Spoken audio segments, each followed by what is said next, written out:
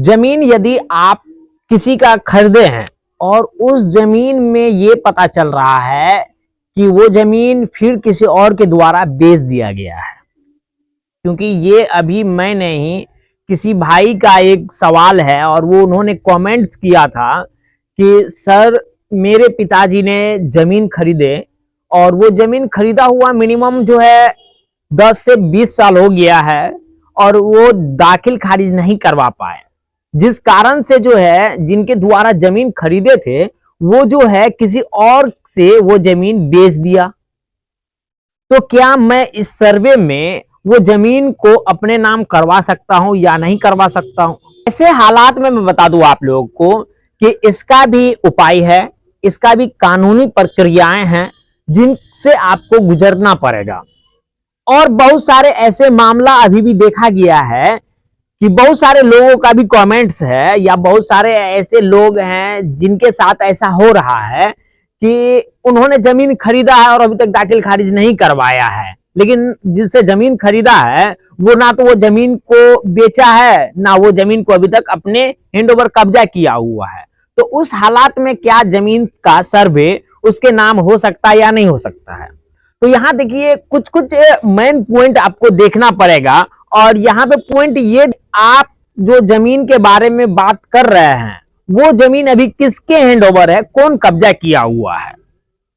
आज मैं इन्हीं सब मामला को देखते हुए और ये सभी जो जमीनी मामला है, जैसे कि आपकी जमीन कब्जा में है या आपके जमीन को कोई कब्जा कर लिया या कोई जमीन ऐसा है जिसको आप रजिस्ट्री करवाएं लेकिन दाखिल खारिज नहीं करवा पाए और वो जमीन को कोई अन्य व्यक्ति के द्वारा जो है बेच दिया गया है, ये सब बातों को आज मैं इस वीडियो में कवर करूंगा और इन सभी जानकारी आपको देने वाला हूं इस वीडियो के माध्यम से। यदि आप भी इस समस्या से जूझ रहे हैं तो आप वीडियो में अंत तक बने रहें, क्योंकि आज की जानकारी बहुत ही विशेष होने वाली है और बहुत ही अच्छी होने वाली है। तो बने रहे वीडियो के अंत तक, बीच में स्किप मत कीजिएगा।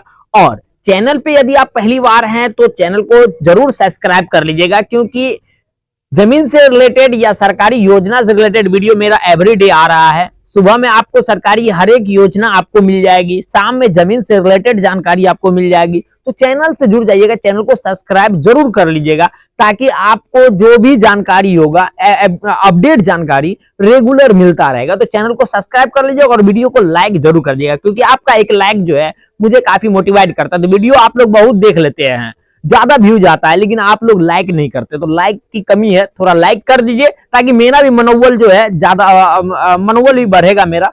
तो आप वीडियो को लाइक जरूर कीजिएगा। तो चलिए मैं आज की जानकारी जो आपको देने वाला हूं, तो जानकारी ये है कि यदि आप ऐसे जमीन खरीद लिए, जैसे कि आपके 10 साल 20 साल पहले जमीन खरीद लिया और उसका दाखिल खारिज अभी तक नहीं किए हैं, लेकिन वो जिनसे आप जमीन खरीदे हैं ना तो वो जमीन पे कब्जा किया हुआ है, नहीं तो वो जमीन को किसी अन्य व्यक्ति के द्वारा बेचा है, तो उस हालात में आप ये साबित कर सकते हैं ना कि वो जमीन पे अभी व्यक्ति के द्वारा नहीं बेचा है, तो आप उस जमीन पे अभी आपका प्रॉपर कब्जा है, आप उस पे अपना घर बनाए हुए हैं।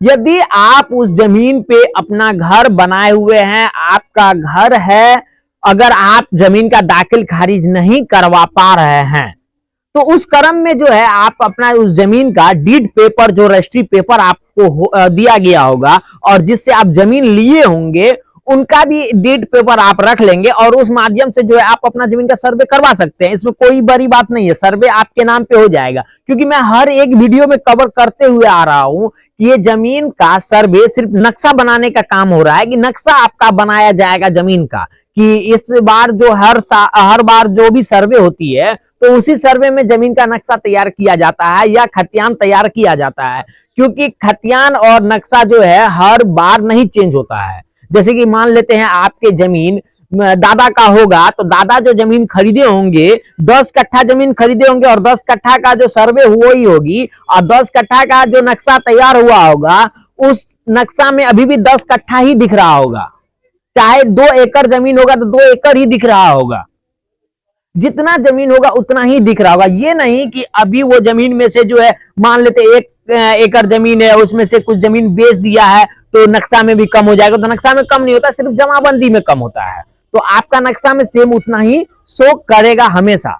तो इसीलिए जो अभी सर्वे जो हो रही है तो नक्शा तैयार किया जाएगा। और मैं आपको बार बार यही सजेस्ट करना चाहता हूं कि अगर आपने दाखिल खारिज नहीं किए हैं तो दाखिल खारिज करवा लीजिए। अब आप जो सोचिएगा कि अब खर्चा नहीं करे, पैसा खर्चा नहीं करे और ऑनलाइन के माध्यम से जो है दाखिल खारिज हो जाए, तो मैं ये गारंटी के साथ कहता हूं कि जब तक बिहार का भ्रष्टाचार नहीं रुकेगा तब तक जो भी रैयत चाले कि सरकार जिस तरह से मुहिम अपना रही है, सहूलियत दे रही है ऑनलाइन के माध्यम से, उस माध्यम का सुविधा जो है ना रैयतों को नहीं मिलने वाली है।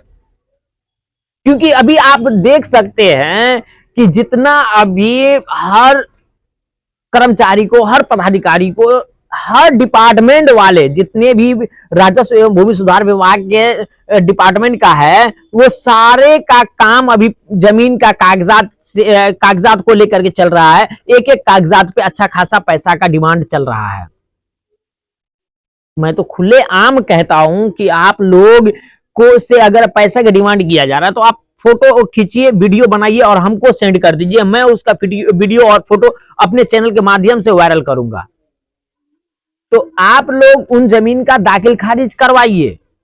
हाँ, ये है कि हर प्रखंड में डिमांड नहीं है पैसा का, लेकिन बहुत सारे प्रखंड का जो है, जो कमेंट्स के माध्यम से जो कमेंट्स आ रही है उसके माध्यम से मैं बता रहा हूं कि हर जगह का प्रखंड का कमेंट आ रहा है और हर व्यक्ति यही साबित करना चाह रहा है कि मेरे प्रखंड में अभी इतना डिमांड चल रहा है और इतना डिमांड चल रहा है। तो अब आप जो वो सोचिएगा तो नहीं होगा। तो अगर आपके जमीन का सिर्फ रजिस्ट्री हुआ है, दाखिल खारिज नहीं हुआ है और वो जमीन पे आप कब्जा किए हुए हैं, तो आप सर्वे करवा सकते हैं। तो उस चीज पे आप चिंतित ना हो। अगर आपके पास वक्त है, अगर आप दाखिल खारिज करवाना चाहते हैं तो दाखिल खारिज करवाने पे आपका जो है अलग से जमाबंदी कायम हो जाएगा, आपका खाता खुल जाएगा। जमाबंदी आप अपना कायम करवाना चाहते हो, दाखिल खारिज करवा लीजिए। हाँ, एक पॉइंट अब यहाँ पे आ रही है कि यदि आपने किसी से जमीन खरीदे, आपके दादा या पिताजी जमीन खरीदा है और वो 10 साल 20 साल 25 साल पहले जमीन खरीदे हैं, लेकिन उन्होंने दाखिल खारिज नहीं करवाया,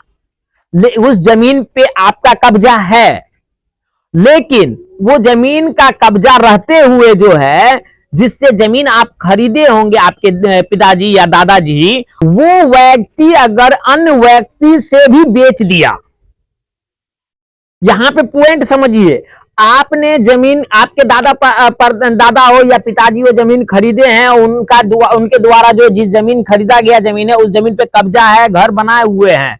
अब बनाए हुए हैं लेकिन आपने दाखिल खारिज नहीं करवाया है, आपके रहते हुए भी जमीन मालिक ने अन्य व्यक्ति के द्वारा वो जमीन बेच दिया है।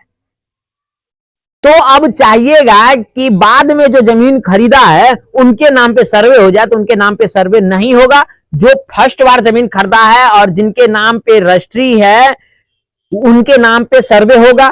लेकिन मैं आपको एक सलाह देना चाहूंगा कि जिनको बाद में जमीन खरीदा बेचा गया है, उनके द्वारा कोर्ट में जो है केस करवा सकते हैं। वो केस कर सकता है 420 आईपीसी 420 धारा लगा करके जो है उनके ऊपर मुकदमा करवा सकता है।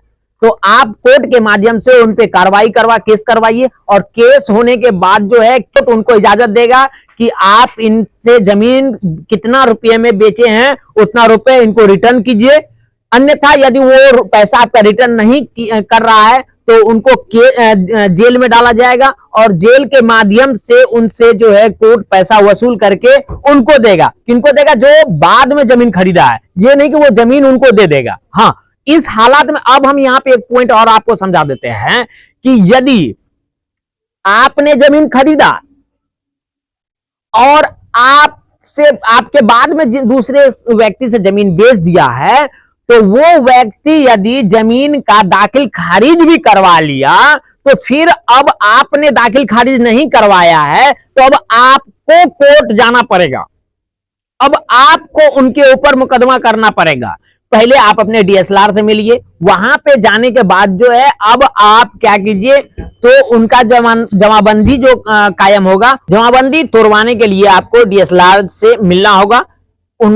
के नाम पे जो जमाबंदी हुआ होगा, मोटेशन जो करवाए होंगे, उनका पहले आपको मोटेशन करवाना। लेकिन आप जो फर्स्ट बार आपके द्वारा जो जमीन बेचा गया है, कोर्ट में अगर आप 420 के अंतर्गत आप उनके ऊपर केस करवा रहे हैं, किनके ऊपर, जो जिनसे आप जमीन खरीदे होंगे उनके ऊपर आप मुकदमा करवा रहे हैं, तो आपको जमीन आपके नाम पे दिया जाएगा और आप अपने जिला कोर्ट से जो है उन पे जो है टाइटल सूट करवा सकते हैं। तो अब आपका मामला कोर्ट में जाएगा। जब तक कोर्ट आपके जमीन का फैसला नहीं सुना देती है, तब तक जो है आपका जमीन का सर्वे पेंडिंग होगा, सर्वे नहीं हो पाएगा। तो मैं आपसे अनुरोध यही करना चाहूंगा कि आप जितना जल्दी हो सके उतना जल्दी जो है आप अपना जो मामला है उसे निपटाने का कोशिश कीजिएगा। और मैं आपको एक चीज की जानकारी दे दूं कि यदि आपने दाखिल खारिज नहीं करवाए हैं, तो दाखिल खारिज जल्द से जल्द करवा लीजिएगा, तो आपको फायदा है। क्योंकि अभी जो सरकार की नई अपडेट आई हुई है, उस अपडेट के माध्यम से बताया जा रहा है कि अगर आप किसी का भी जमीन खरीद रहे हैं, तो अब आपको ये चीज देखना जरूरी है कि जिनसे आप जमीन खरीद रहे हैं वो जमीन जिसके नाम पे है वही बेच रहा है या नहीं बेच रहा है। वो जिनके द्वारा आप खरीद रहे हैं उन्हीं के नाम पे जमाबंदी कायम होना चाहिए। हाँ, इससे पहले मैं आपको बता दूं कि आपने आपके पिताजी या आपके दादा जमीन जो खरीदे होंगे 10 साल 20 साल पहले, वो किन से खरीदे होंगे? जिनके नाम पे जमाबंदी है उन्हीं से खरीदे हैं। यदि उन्हीं से खरीदे होंगे तो सर्वे भी आप करवा सकते हैं, आपके नाम पे जमीन का होगा। यदि वो जमीन आप उनके वंशज से खरीदे होंगे, किसी भी वंशज से खरीदे होंगे, तो आपको यहां पे फिर एक पॉइंट खड़ा हो जाएगा कि आपका सहमति पत्र लाने के लिए, क्योंकि हर व्यक्ति का सहमति पत्र होना चाहिए कि हाँ मैं सहमत हूं इस जमीन को बेचने के लिए। हाँ, होता है ऐसा केस में कि मेरे नाम पे जमीन है और मेरा बेटा जो है किसी अन्य व्यक्ति से बेच दिया, तो उस हालात में होगा कि जो मेरा अगर बेटा बेचा है तो वो जमीन उसके नाम पे नहीं हो सकता है, मैं जिनको बेचा हूं वही उसी के नाम पे वो जमीन पास होगा। तो अभी का जो नया अपडेट है, जिस अपडेट में बताया जा रहा है कि जमीन रजिस्ट्री करवाते समय ही जो है आपका दाखिल खारिज हो जाएगा, दाखिल खारिज के लिए अलग से फॉर्म नहीं फिलअप करना होगा। तो ये नया अपडेट है। तो इस अपडेट के माध्यम से जो है अब आपको अच्छी जानकारी मिली होगी। यदि आप चाहते हैं इसी प्रकार से जानकारी हर रोज मिलती रहे, तो आप हमारे चैनल से जुड़ जाइएगा, चैनल को सब्सक्राइब कर लीजिएगा।